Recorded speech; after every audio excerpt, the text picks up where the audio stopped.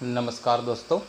आज हम प्रियम्बल में जो सोशलिस्ट वर्ड है उसके बारे में चर्चा करेंगे।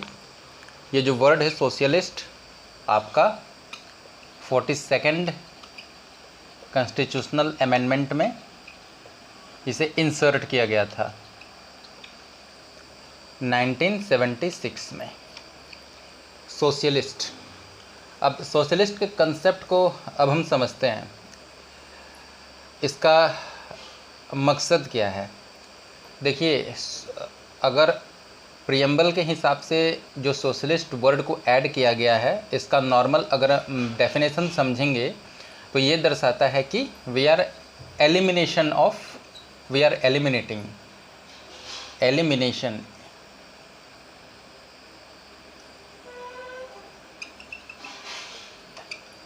Elimination of inequality. हम लोग इनइक्वालिटी को एलिमिनेट कर रहे हैं। जब सोशलिस्ट पैटर्न ऑफ अगर सोसाइटी को हम बना रहे हैं, कंस्टिट्यूट कर रहे हैं, तो we are totally eliminating the inequality of status, income, standard of living. इसके अलावा सेक्स, रिलीजन तो खैर वैसे भी सेकुलर जो हम लोग उसके बारे में डिस्कस करेंगे, कास्ट, क्रीड एंड कलर, इन सभी चीज़ों का हम ये सारी जो इनइक्वालिटीज़ है सोसाइटी में, इसको हम एलिमिनेट कर रहे हैं। यही है नॉर्मल अगर देखा जाए तो सोशलिस्टिक पैटर्न ऑफ सोसाइटी। लेकिन सोशलिस्ट इसका एक मीनिंग और भी होता है, क्योंकि हम सोशलिज़्म, ये जो कॉन्सेप्ट है ये आपका 18th सेंचुरी में आया था, जिसका इसको लाने का इसका जो ओरिजिन हुआ, उसके सोशलिज़्म का कोई, जैसे ये देखिए, कोई स्पेसिफिक डेफिनेशन नहीं है, लेकिन इसका जो ओरिजिन हुआ था 18th सेंचुरी में, वो side effects of industrialisation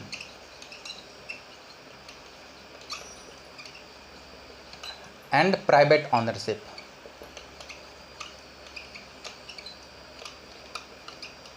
side effects of industrialization and private ownership के कॉन्टेक्स्ट में, इसके अगेंस्ट में ये सोशलिज्म कॉन्सेप्ट आपका ओरिजिनेट हुआ था।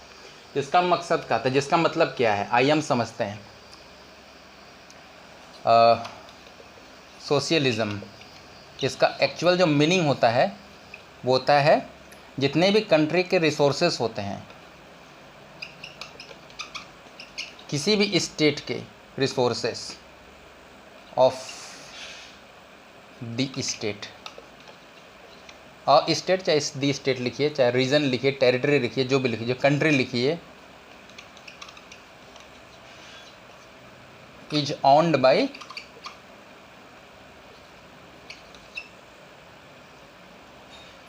गवर्नमेंट। तो सोशलिस्ट जब कॉन्सेप्ट को हमने ऐड किया, तो मतलब इस चीज़ को हमने एक्सेप्ट किया कि हमारे इंडिया में जो भी रिसोर्सेस हैं, चाहे वो लैंड हो, चाहे वो आपका फैक्ट्रीज हो, चाहे वो इंडस्ट्रीज़ हो, वो गवर्नमेंट उसे ऑन कर रही है। उसका ऑनरशिप जो है स्टेट ऑनरशिप आपका हो गया, स्टेट ऑनरशिप बेसिकली। मतलब जितने भी रिसोर्सेस हैं उसका स्टेट ऑनरशिप हो गया, मतलब गवर्नमेंट उसकी ऑनर है। लेकिन यहाँ पे जो गवर्नमेंट कौन है, यहाँ पे सरकार कौन बना रहा है? We the people of India.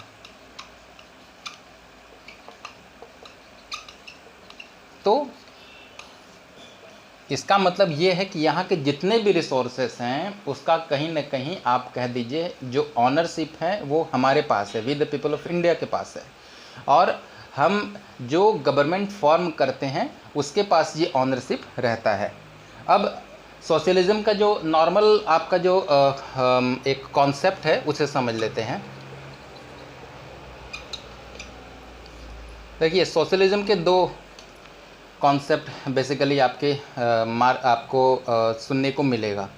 एक हो गया आपका जो कार्ल मार्क्स, जिसके जनक माने जाते हैं, मार्क्सिस्ट थ्योरी जिसे कहा जाता है, मार्क्सिज्म भी कहा जाता है, जिसमें कम्युनिस्ट सोशलिज्म कहा जाता है, जिसके बारे में कम्युनिस्ट सोशलिज्म।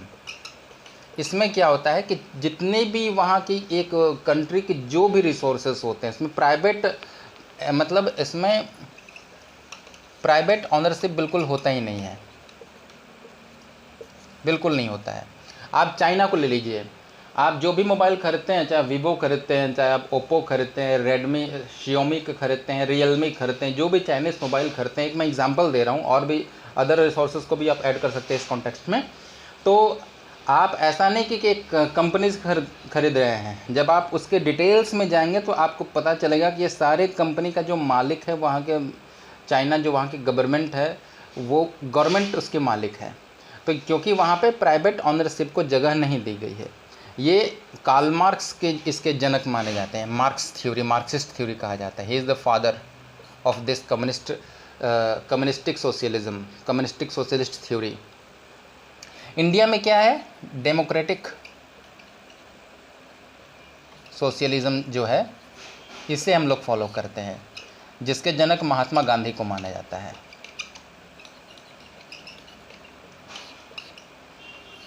यहाँ पे क्या है कि कोई भी जो काम होता है जिसमें पब्लिक प्राइवेट पार्टनरशिप में होता है,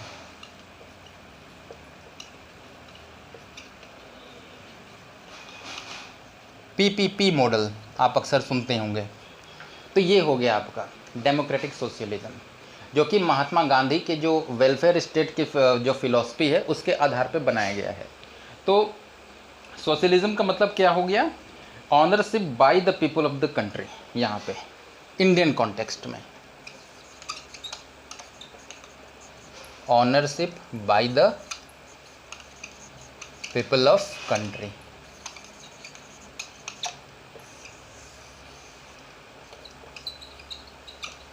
इंडियन कॉन्टेक्स्ट में मुझे उम्मीद है कि इतना तक आपको समझ में आ गया होगा। Ownership by the people of country, ownership by the citizens of the country. It means that all the enterprises, all the resources of our country is owned by the government, by the people, by the government of the country. ठीक, इतना आप समझ गए। अब socialism का actual meaning क्या होता है, मेन कैरेक्टरिस्टिक्स क्या होता है, अब उस पर चलते हैं। एक होता है सोशल इक्वालिटी, एक हो गया आपका इकोनॉमिक इक्वालिटी। सोशल इक्वालिटी क्या कहता है, equal status and equal opportunity. आप इक्वल स्टेटस दे रहे हैं, जिसे मैंने एलिमिनेशन ऑफ इनइक्वालिटी का मतलब ही होता है कि आप इक्वल स्टेटस दे रहे हैं। Equal status in the ground, what ground क्या होगा आपका, sex, religion, caste, creed, colour, इन सब ग्राउंड्स में आप इक्वल स्टेटस दे रहे हैं। इक्वल इकोनॉमिक इक्वलिटी क्या हो रहा है, आप जो भी स्टैंडर्ड ऑफ लिविंग, जो भी आप रिसोर्सेज का डिस्ट्रीब्यूशन कर रहे हैं, डिस्ट्रीब्यूशन ऑफ रिसोर्सेज, वो आपका that will be on the basis of decent standard of living of people। मतलब आप जो भी डिस्ट्रीब्यूट कर रहे हैं वो इक्वली डिस्ट्रीब्यूट कर रहे हैं, जो भी रिसोर्सेस हैं। आप ये समझ लीजिए, मान लीजिए हमारे सोसाइटी में 10 लोग हैं, जिसमें 6 लोगों के पास तो पैसा है कि वो खरीद के खा सकते हैं, कोई भी अनाज हो गया, कुछ भी हो गया, लेकिन 4 लोगों के पास पैसा नहीं है। अगर यहाँ पे कैपिटलिज्म होता, कैपिटलिस्ट, तो इसमें क्या होता है, डिमांड के अकॉर्डिंग सप्लाई करने के लिए कई सारे प्राइवेट ऑनरशिप आ जाएंगे एक ही प्रोडक्ट को, जिसमें इस वर्ग के लोगों को तो सारी चीज़ें मिल जाएंगी, लेकिन ये वर्ग आपके वंचित रह जाएंगे। ये कैपिटलिस्ट इकोनॉमी का सबसे बड़ा ड्रॉबैक होता है। लेकिन यहीं पे अगर आपका सोशलिस्ट इकोनॉमी अगर आ गया, तो यहाँ पे इस वर्ग के लिए तो इनका कैपेसिटी है, परचेसिंग पावर है, ये तो अपना प्रोडक्ट परचेस कर रहे हैं। मैं डेमोक्रेटिक सोशलिज्म के बारे में बता रहा हूँ।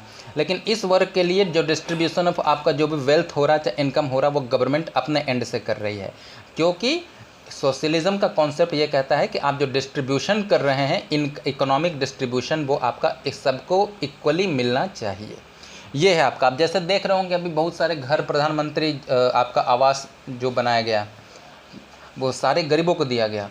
क्यों, इसका मतलब ही है कि अमीर लोग के पास तो पैसा, वो अपना घर बना के रह रहे हैं, लेकिन गरीबों को भी उनका अधिकार, उनका घर मिलना चाहिए। तो सरकार ने बना के फ्री में उनको डिस्ट्रीब्यूट किया।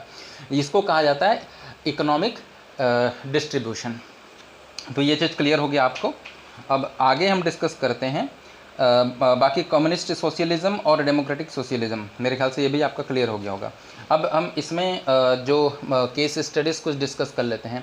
अच्छा देखिए, एक चीज़ और है, आप जो सोशलिस्ट जो कॉन्सेप्ट है ये आपको मेन हमारे इंडियन कॉन्स्टिट्यूशन में, सिर्फ प्रियम्बल में ही नहीं, बाकी कॉन्स्टिट्यूशन जब आप पढ़ेंगे तो उसमें एक DPSPs आता है। DPSPs का मतलब होता है directive principles of state policy.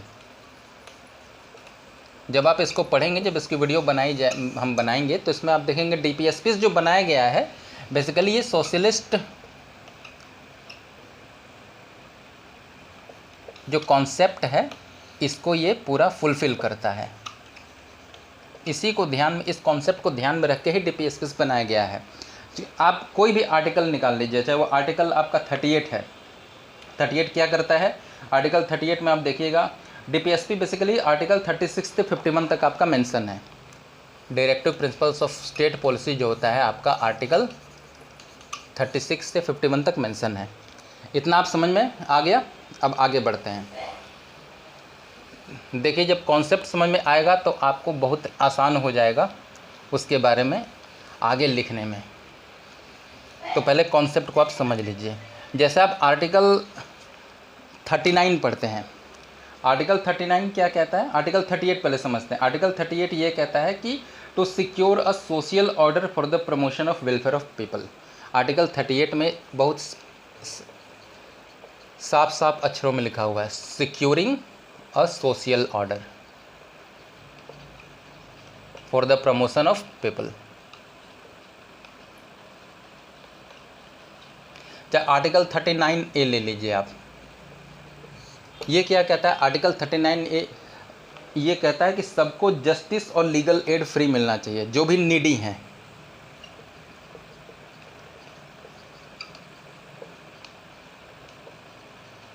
ये आपको फ्री मिलना चाहिए। इस तरीके से और भी आपके आर्टिकल्स हैं जिसके बारे में बाद में डिस्कस करेंगे। अब आ जाते हैं केसेस के बारे में। तो इसमें जो फेमस केसेस आपके आते हैं, सबसे फेमस केस जो है आपका सुप्रीम कोर्ट का है 1983 का, जिसमें सुप्रीम कोर्ट ने अपना जजमेंट दिया था। ये केस था आपका DS नकारा versus union of India.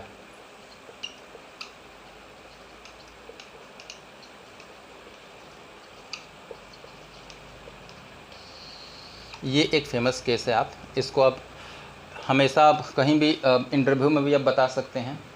Socialist अगर पैटर्न ऑफ कॉन्सेप्ट के बारे में अगर पूछा जाएगा तो आप इसे लिख भी सकते हैं कभी भी अगर आंसर राइटिंग आया तो। इसमें सुप्रीम कोर्ट ने बहुत ही साफ अक्षरों में एक बात कह दिया था कि हमारा जो सोशलिज्म है, basic framework of socialism is to provide a decent standard of life. ठीक है, बेसिक फ्रेमवर्क ऑफ आपका सोशलिज्म क्या है? To provide a decent standard of life to the working people.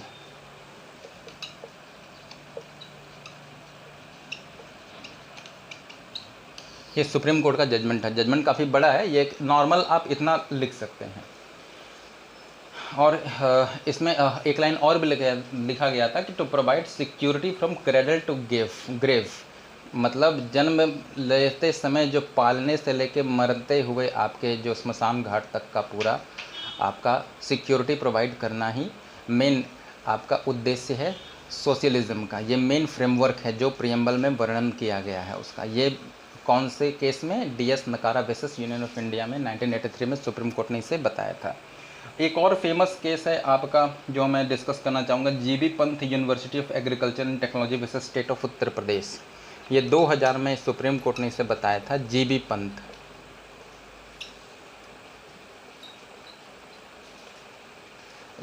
GB Pant university of agriculture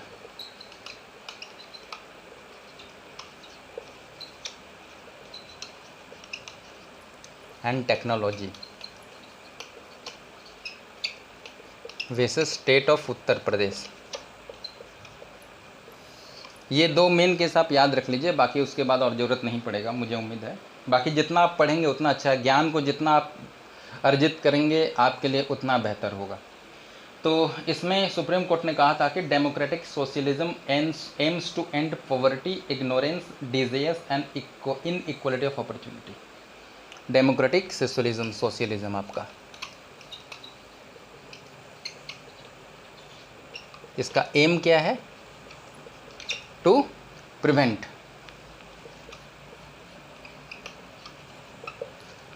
आपको इस case में democratic socialism का main M क्या है, ऑब्जेक्टिव क्या है, वो आपको देखने को मिल जाएगा। एम टू प्रिवेंट चाहे एंड, एम्स टू एंड है बेसिकली, आप प्रिवेंट ब्रैकेट में लिख सकते हैं, एंड हो गया, aims to end poverty, ignorance, disease.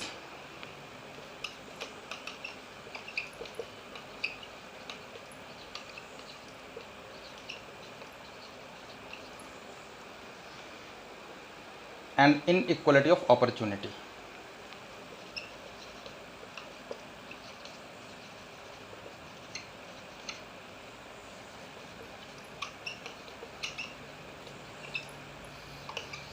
ये दो मेन केस है जो मैंने आपको बता दिया। बाकी मुझे उम्मीद है आपको इतना समझ में आ गया होगा कि सोशलिस्ट पैटर्न जो कॉन्सेप्ट है, ये हमने जो इसको इम्प्लीमेंट किया, जो ऐड किया हमने 42nd अमेंडमेंट में, जो इंसर्ट किया गया, उसका मेन ऑब्जेक्टिव क्या था? मेन ऑब्जेक्टिव था कि हम इनइक्वालिटी जो है उसे पूरी तरह से ख़त्म कर रहे हैं, हम एलिमिनेट कर रहे हैं, चाहे वो इनकम को लेके हो, चाहे वो स्टेटस को लेके हो, चाहे वो स्टैंडर्ड ऑफ लिविंग को लेके हो। तो आपको ये वीडियो कैसा लगा हमें ज़रूर बताइएगा, और आपके सजेशंस का हमें इंतज़ार रहेगा। तब तक के लिए नमस्कार।